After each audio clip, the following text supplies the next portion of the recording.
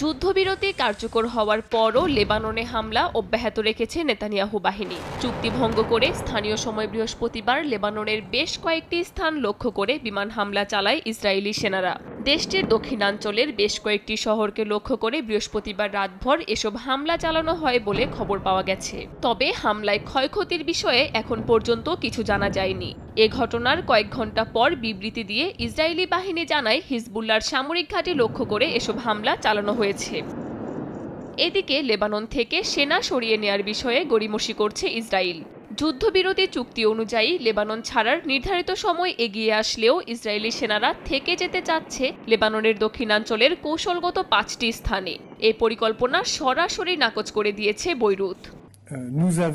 অন্যদিকে লেবানন থেকে দ্রুত ইসরায়েলি সেনাদের সরাতে ফ্রান্স প্রস্তাব করতে যাচ্ছে বলে জানিয়েছে দেশটির পররাষ্ট্রমন্ত্রী জিন নোয়েল ব্যারট। এই পরিকল্পনা অনুযায়ী কৌশলগত স্থানগুলো থেকে ইসরায়েলি সেনাদের সরিয়ে নেওয়া হবে। অর্ধেক পাউডারে দ্বিগুণ উজ্জ্বলতা, নতুন রিন অ্যাডভান্সড অর্ধেক পাউডারে দ্বিগুণ উজ্জ্বলতা। একই সঙ্গে সার্বিক পরিস্থিতি পর্যবেক্ষণে রাখার জন্য ইউনিফিল ও ফ্রান্সের সেনা মোতায়েন করা হবে স্থানগুলোতে। এরই মধ্যে ফ্রান্সের এই পরিকল্পনায় সম্মতি প্রকাশ করেছে জাতিসংঘের মহাসচিব। কাকুলি আখতার, সময় সংবাদ।